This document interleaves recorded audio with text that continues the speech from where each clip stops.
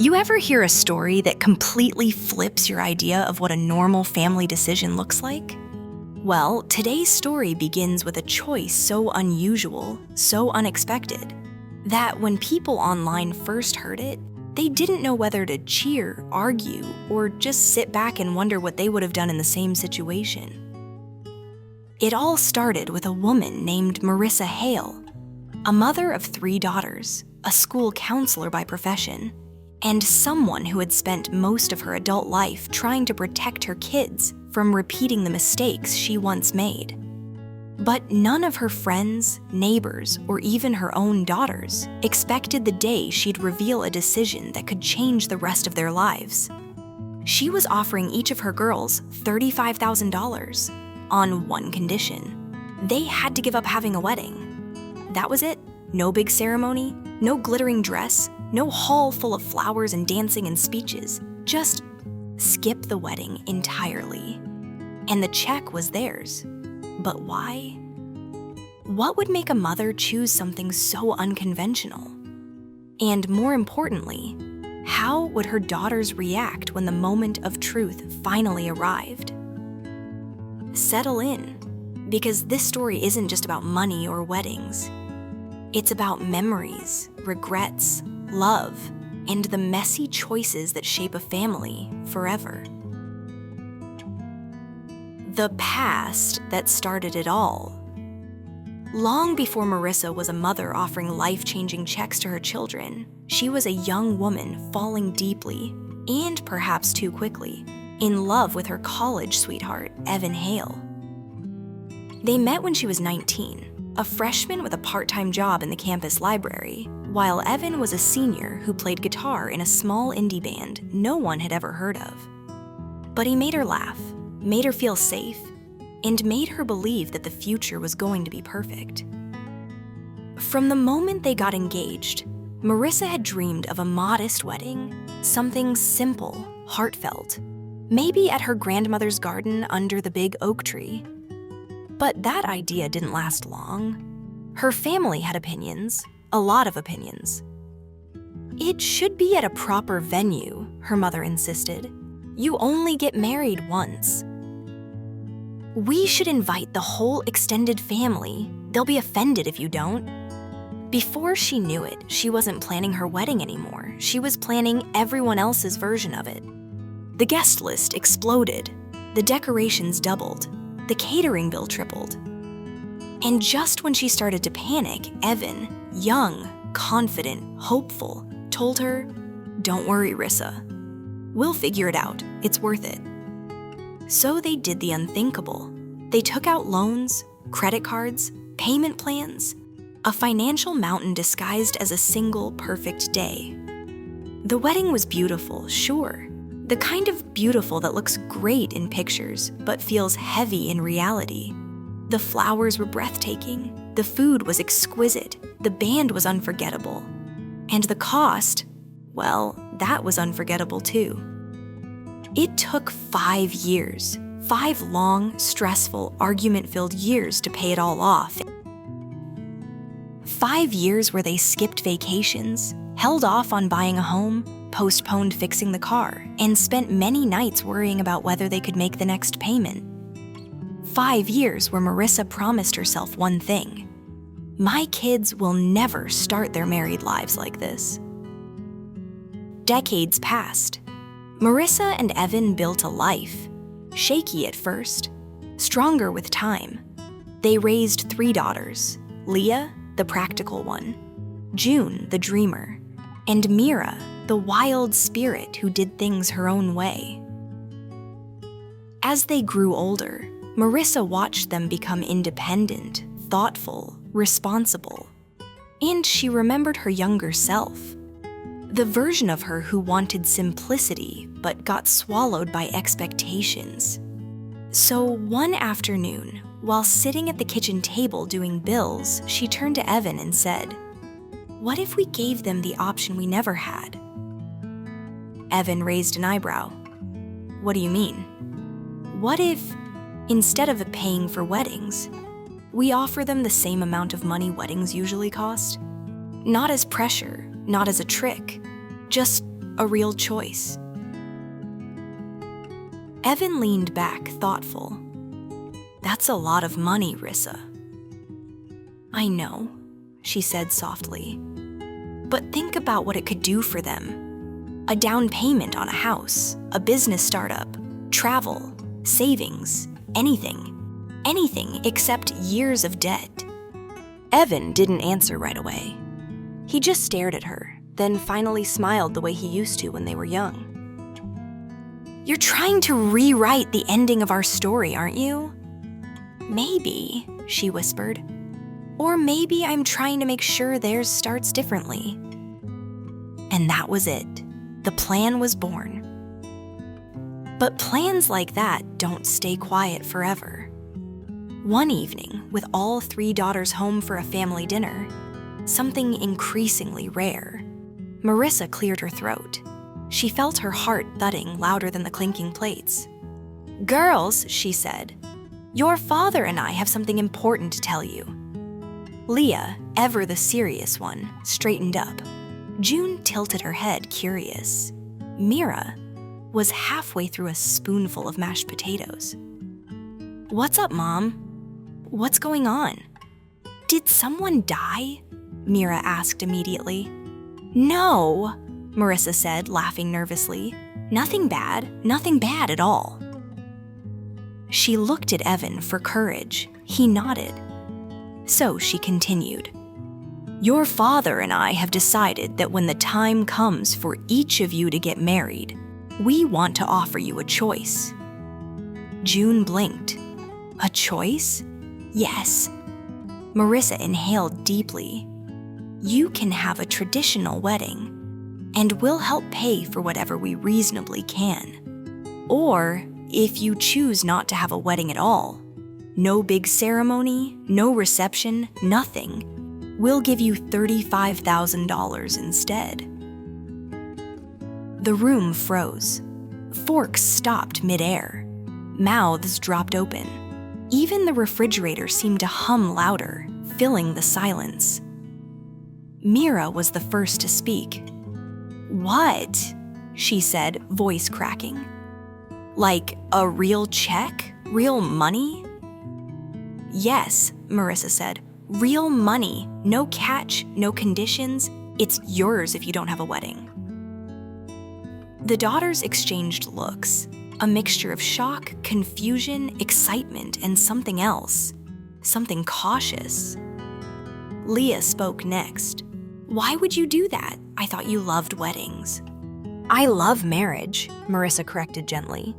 But weddings, let's just say I learned some hard lessons. June frowned. Are you saying we shouldn't get married?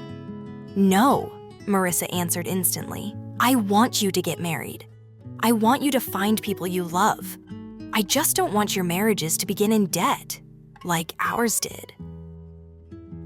She hesitated, then told them, really told them, everything. The loans, the pressure, the arguments, the exhaustion, the lost opportunities. Her daughters listened, wide-eyed, realizing for the first time how much their parents had carried silently over the years. When she finished, no one spoke, not for a long moment. Then Mira whispered, I had no idea. June leaned back in her chair. So, it's either a wedding or $35,000? Yes. And if we choose the wedding, then we'll support you fully, Marissa said. No guilt, no judgment. The choice is yours, truly. The girls didn't respond right away. They needed time, and Marissa was ready to give them that. She didn't know it yet, but offering that choice would set off a chain of emotional events none of them were prepared for. Because when a simple decision involves money, tradition, love, family, and personal dreams, nothing stays simple for long. And then, the internet found out. A week later, Marissa casually mentioned her idea on her small personal video blog. Just a little story time for fun. She wasn't expecting much. Maybe a few comments, maybe a handful of likes. But overnight, the video exploded. People were arguing in the comments. Some admired her, some criticized her. Some said she was brilliant. Others claimed she was ruining her daughter's futures. And her daughters saw all of it. Suddenly, their private family choice became a public debate, and it pushed each of them to think harder about what they truly wanted. Leah, the practical one, saw the money as an opportunity, a chance to start her life strong. But giving up a wedding? That felt like giving up a dream she'd had since she was a girl. June, the romantic, couldn't imagine getting married without her loved ones around her. But the idea of being gifted such a life-changing amount, that tugged at her heart in a different way. And Mira, well, Mira loved chaos. She loved breaking rules. So naturally, she was torn between doing something wild with the money or throwing the biggest backyard party her town had ever seen. But here's the real twist. Their reactions weren't the only thing that shifted. Marissa herself began to feel the weight of what she'd done. The online attention, the pressure on her daughters, the expectations she had accidentally created. She started to wonder, had she gone too far? Had she given them a blessing or a burden disguised as one? Because the truth is, big decisions don't just affect the people who make them. They ripple outwards, touching memories, relationships, and hidden emotions no one expects. And soon, Marissa's daughters would each be forced to confront what marriage, family, and independence really meant to them. And it wouldn't be as easy as choosing a number on a check. The days after Marissa's announcement felt strangely heavy in the Hale household. Not because anyone was angry, but because each daughter suddenly found herself staring directly at the future.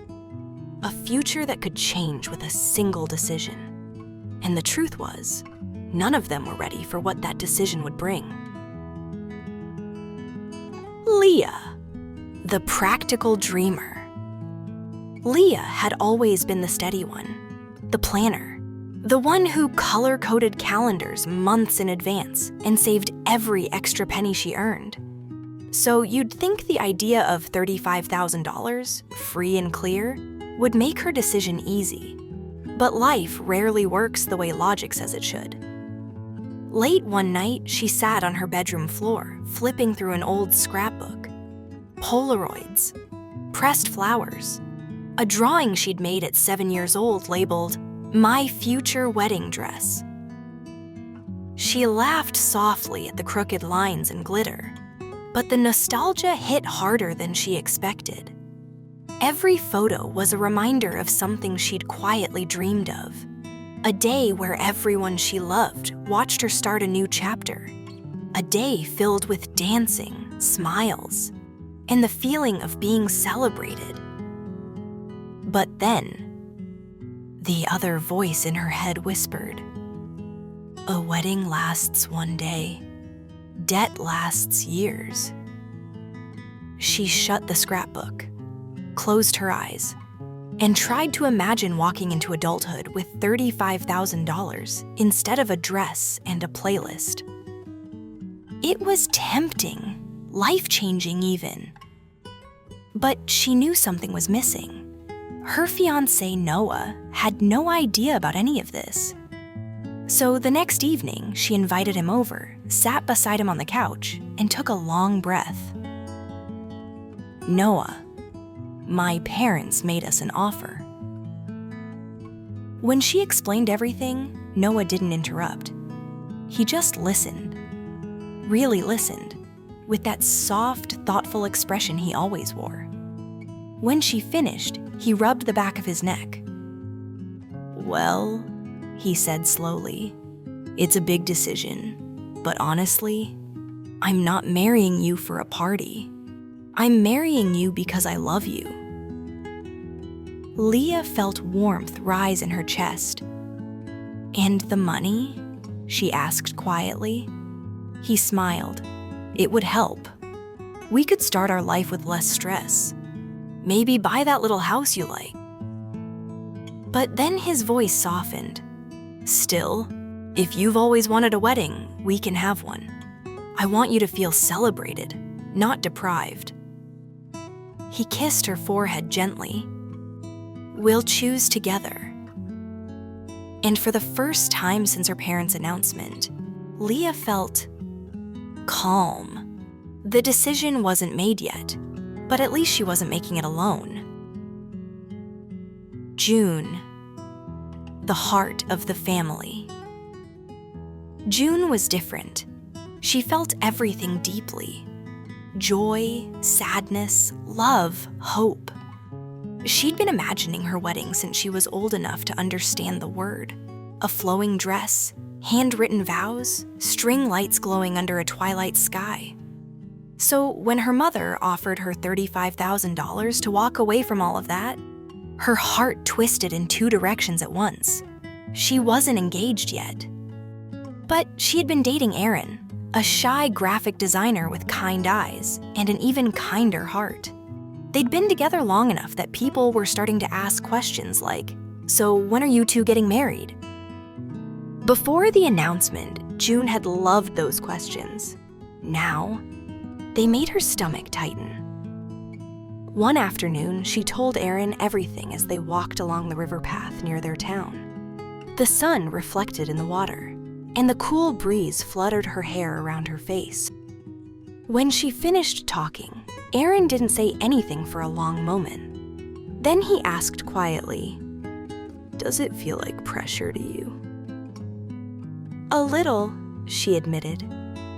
"I know my mom means well, but it makes me feel like if I choose a wedding, I'm throwing away something huge." Aaron nodded thoughtfully. "And what does your heart want?" She laughed nervously, eyes drifting over the water. "My heart wants a wedding, a celebration. My family there, my friends, the whole thing."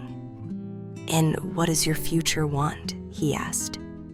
"That's harder," she whispered, "because $35,000 could change everything." Aaron took her hand, squeezing gently. "Whatever you choose, June, I'll support you. I don't want the money to overshadow what matters, and what matters is us." She leaned her head on his shoulder, feeling the weight of his words settle inside her. "I just wish the choice didn't feel so permanent," she murmured. "Maybe it doesn't have to," he replied softly. "You can celebrate love in 100 ways. Maybe the real question is, which version feels like your story?" Those words would stay with her for weeks, repeating, whispering, challenging her.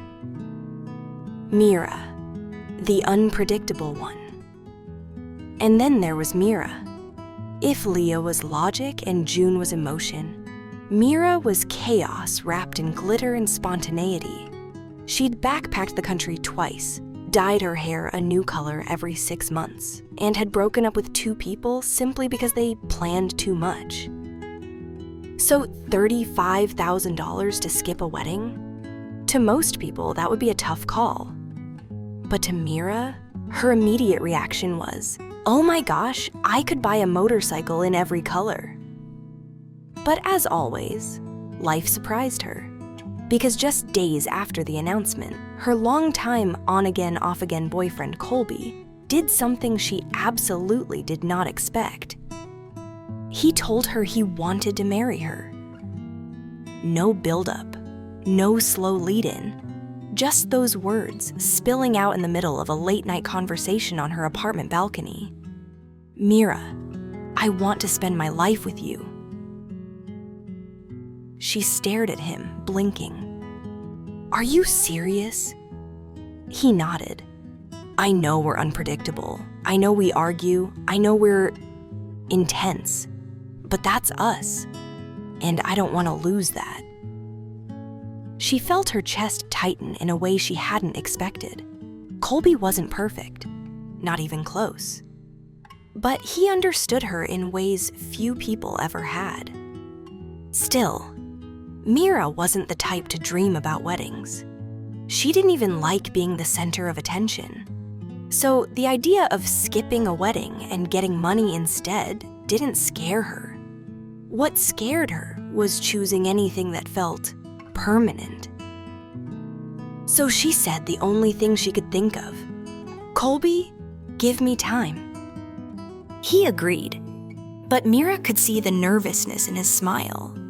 He wanted an answer sooner rather than later. And just like that, the offer from her parents suddenly felt heavier than she ever imagined. The family meeting. A month passed, a long month, a stressful month, a month where every daughter wrestled with choices that stretched it far beyond a single event. Finally, Marissa called them all together. Not to force a decision, she assured them, but just to talk, to understand where you're all at. They gathered in the living room, the same room where years ago they'd built blanket forts, watched movies, and laughed until their stomachs ached. Except this time, the air was different. Marissa sat on the edge of the couch, hands clasped tightly. "I want to start by saying this. I never wanted to pressure you. I only wanted to give you a choice I never had." Leah nodded slowly. June stared at her lap. Mira twirled a pen between her fingers. "Let's talk," Marissa said gently. "One at a time, only if you're comfortable." Leah cleared her throat. "I'm torn," she admitted. "I don't want to let go of a wedding, but I also don't want to start my life in debt. The money would help a lot." Marissa squeezed her hand. "There's no right or wrong answer, honey." June spoke next, voice soft.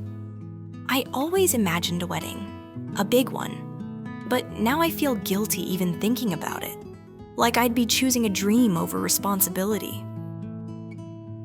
"That's not guilt you need to carry," Evan finally said, his voice steady but gentle. "We offered a choice, not a test." Then all eyes turned to Mira. She sighed dramatically.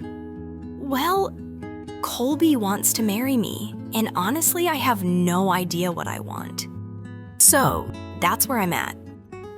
June's jaw dropped. "You didn't tell us that," Mira shrugged. "I barely told myself." Marissa blinked. "Sweetheart, that's big." "Yeah," Mira said. "Terrifyingly big." Silence settled again. Then, unexpectedly, Leah stood up. "Mom, Dad, I think we need more time.